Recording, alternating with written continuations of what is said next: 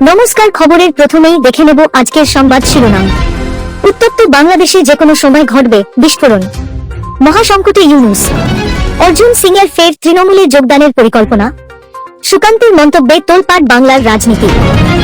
ফের আরজি করের মেডিকেল ছাত্রীর রহস্য মৃত্যু। কি হচ্ছে বাংলায় জানতে খবরে নজর রাখুন। সরস্বতী পুজোয় বাইক নিয়ে ঘুরতে বেরিয়ে মর্মান্তিক দুর্ঘটনা। নদিয়ায় মৃত্যু 4 কলেজ পড়ুয়ার। অবশেষে সামনে আসবে আসল দোষী। এবার বিরাট কাণ্ড ঘটাতে চলেছে নির্যাতিতার পরিবার, ঘুরবে মোড়। হাইকোর্টের রায়ে হস্তক্ষেপ করব না, ওবিসি সার্টিফিকেট সংক্রান্ত এই মামলা খারিজ সুপ্রিম কোর্টে। আসছি বিস্তারিত খবরে। শেষের দোরগোড়ায় এসে ঠেকেছে মোহাম্মদ ইউনূসের নেতৃত্বাধীন বাংলাদেশের অন্তর্বর্তীকালীন সরকার। ইন্টারন্যাশনাল ক্রাইসিস গ্রুপের তরফে দাবি করা হয়েছে এমনি 1 বছরও হয়নি গঠন করা হয়েছে এই তদারকি সরকার। বাংলাদেশের প্রাক্তন প্রধানমন্ত্রী শেখ হাসিনার বিরুদ্ধে ছাত্রগণ অভ্যুত্থান, হাসিনার দেশ ছেড়ে পলায়নের পর সমবেত দাবিতে তদারকি সরকারের মাথায় বসেছিলেন নোবেল প্রাপ্ত ইউনূস। কিন্তু নতুন বাংলাদেশকে দিশা দেখাতে তিনি ব্যর্থ। আর বেশিদিন সময় নেই এই সরকারের একাধিক রিপোর্টে এমনটাই দাবি করা হচ্ছে। বাংলাদেশের বর্তমান আর্থিক পরিস্থিতির বিষয়ে আইসিজির এক কর্মকর্তা বলেন, এই আর্থিক দুর্বস্থা কাটিয়ে উঠতে এবং দেশকে সঠিক পথে ফেরাতে এখনো কিছুটা সময় লাগবে জনগণের। উপরন্তু ভারতের সঙ্গেও সম্পর্কে টানাপোড়েন দূর করার দিকেই জোর দেন তিনি। সেই সঙ্গে তিনি এও বলেন, অদূর ভবিষ্যতে রোহিঙ্গা শরণার্থীদের যুদ্ধবিধ্বস্ত মায়ানমারে ফিরে যাওয়ার সম্ভাবনা কম। এদিকে খাদ্যদ্রব্যের মূল্য বৃদ্ধি, দুর্নীতির মতো সমস্যা তো রয়েছেই, তবে সামনে রাজনৈতিক এবং অর্থনৈতিক কিছু সুযোগ রয়েছে বলে মন্তব্য করেন আইসিজি কর্মকর্তা। তবে সেগুলিকে কাজে লাগাতে রাজনৈতিক একতা এবং আন্তর্জাতিক সমর্থন। একসময় তৃণমূল কংগ্রেসে ছিলেন, তারপর বিজেপিতে যোগদান, এবং এখন আবার কি তৃণমূল কংগ্রেসে ফেরার পরিকল্পনা করছেন বিজেপি নেতা অর্জুন সিং। সম্প্রতি বিজেপি রাজ্য সভাপতি সুকান্ত মজুমদার দাবি করেছেন যে তৃণমূল কংগ্রেস অর্জুন সিংকে তাদের দলে ফিরিয়ে আনার জন্য চেষ্টা করছে। এই বিষয়ে সুকান্ত মজুমদারের বক্তব্যে নতুন করে উত্তেজনা তৈরি হয়েছে, যদিও তৃণমূল কংগ্রেসের পক্ষ থেকে এখন পর্যন্ত কোনো প্রতিক্রিয়া পাওয়া যায়নি। এতদিন পর্যন্ত বিজেপির অঙ্গীকারবদ্ধ নেতা অর্জুন সিং, যিনি একসময় তৃণমূলের গুরুত্বপূর্ণ সদস্য ছিলেন, 2019 সালে লোকসভা নির্বাচনে তৃণমূলের টিকিট না পাওয়ার কারণে বিজেপিতে যোগ দেন। কিন্তু এখন কি সেই অর্জুন সিংকেই তৃণমূল তাদের শিবিরে ফিরিয়ে আনতে চাইছে? সুকান্ত মজুমদারের মন্তব্যে এমনই আভাস পাওয়া যাচ্ছে। সুকান্ত মজুমদারের মন্তব্যে সেই প্রশ্নটি আরও জোরালো হয়ে উঠেছে। তৃণমূলের পক্ষ থেকে অবশ্য এখনো কিছুই জানানো হয়নি। আরজি কর মেডিকেল কলেজের এক ছাত্রীর রহস্য মৃত্যু ঘিরে তীব্র চাঞ্চল্য ছড়িয়েছে। শুক্রবার কামারহাটি ইএসআই হাসপাতালের কোয়ার্টার থেকে বছর 20 ওই ডাক্তারি পড়ুয়ার ঝুলন্ত দেহ উদ্ধার করে পুলিশ।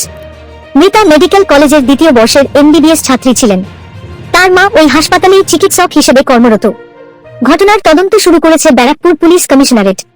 ডিসি নর্থ গণেশ বিশ্বাস জানিয়েছেন, মৃত্যুর প্রকৃত কারণ জানতে পুলিশ সমস্ত দিক খতিয়ে দেখছে। ইতিমধ্যে হাসপাতাল কর্তৃপক্ষ এবং মৃত ছাত্রীর সহপাঠীদের সঙ্গে কথা বলেছে পুলিশ। পরিবার সূত্রে জানা গিয়েছে, মৃত ছাত্রীর বাবা একটি ব্যাংকের উচ্চপদস্থ কর্মী এবং বর্তমানে মুম্বইতে কর্মরত। ঘটনার সময় ওই ছাত্রী ঘরে একাই ছিলেন। তদন্তে নেমে পুলিশ জানতে পেরেছে, মৃত্যুর ঠিক আগে তিনি তার মাকে ফোন করেছিলেন। কোনো কারণে মা সেই ফোন ধরতে পারেননি। এরপর মেয়েকে বারবার ফোন করলেও কোনো সাড়া না মেলায় সন্দেহ দানা বাঁধে। দ্রুত কোয়ার্টারে ছুটে গিয়ে মেয়েকে ঝুলন্ত অবস্থায় দেখতে পান তিনি। সঙ্গে সঙ্গে পুলিশে খবর দেওয়া হয়। পুলিশ এসে দেহ উদ্ধার করে হাসপাতালে পাঠায়, তবে চিকিৎসকরা জানান, বহু আগেই তার মৃত্যু হয়েছে।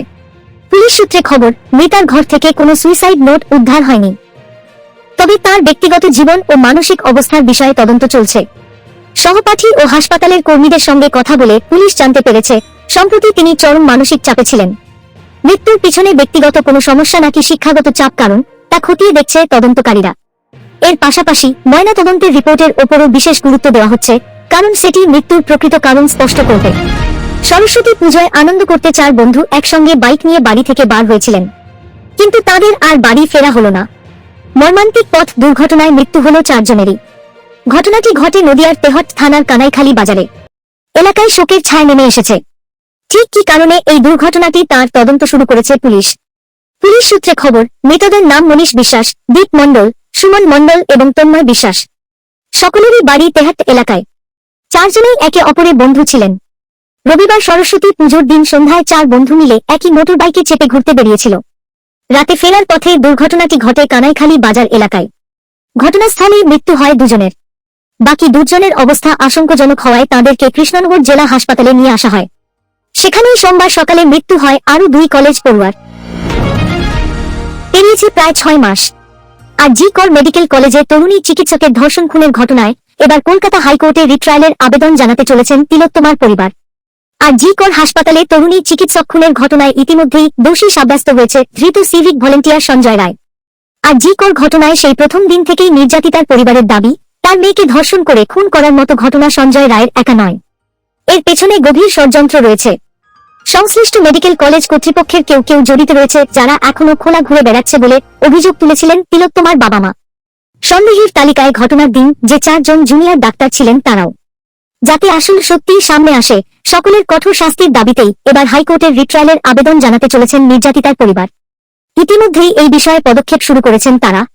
মালদার ব্যক্তিগত আইনজীবী তরিত ওঝার সাথে সাক্ষাৎ করেছেন তিলোত্তমার বাবা মা। আইনজীবী আরও বলেন, শিয়ালদা কোর্টে 37টি প্রশ্ন দেওয়া হয়েছিল, পাশাপাশি উচ্চ আদালতেও 54টি প্রশ্ন দেওয়া হয়। পরবর্তীতে আর জি কর ঘটনায় অভিযুক্ত সঞ্জয় রায় দোষী প্রমাণিত হয়েছে, তার সাজা হয়েছে। উচ্চ আদালতে রিট্রায়ালের সমস্ত প্রক্রিয়ার বিষয়গুলি নিয়ে এদিন নির্যাতিতা চিকিৎসকের বাবা মা আমার সঙ্গে দেখা করে কথা বলেছেন। মূল মামলা বিচারাধীন। এরই মধ্যে রাজ্যের ওবিসি সার্টিফিকেট বাতিল সংক্রান্ত একটি মামলা খারিজ হয়ে গেল সর্বোচ্চ আদালতে। এর আগে গত 31 জানুয়ারি ওই মামলায় 2 বিচারপতির বেঞ্চ নির্দেশ দেয়, ওবিসি সার্টিফিকেট বাতিল নিয়ে হাইকোর্ট যে রায় দিয়েছে তাতে হস্তক্ষেপ করবে না সুপ্রিম কোর্ট। এরপরই মামলাটি খারিজ করে দিয়েছে শীর্ষ আদালত। জানুয়ারি মাসে অবনীকুমার বিশ্বাসের করা এই নতুন মামলাটিতে শীর্ষ আদালত জানিয়ে দিয়েছে, হাইকোর্টের রায়ে হস্তক্ষেপ করা হবে না। মামলাটি খারিজ করে সুপ্রিম কোর্ট জানিয়েছে, এই সংক্রান্ত কোনো আবেদন বিচারাধীন থাকে তবে সেটাও নিষ্পত্তি করা হলো। এই অবস্থায় ওবিসি শংসাপত্র সংক্রান্ত মূল মামলাটিও খারিজ হয়ে যেতে পারে বলে সংশয় তৈরি হয়েছে অনেকের মনে। মামলার পরবর্তী শুনানির দিকে তাকিয়ে সকলে। পরবর্তী সংবাদ দেখার আমন্ত্রণ জানিয়ে এখনকার মতো শেষ করছি। ধন্যবাদ সবাইকে।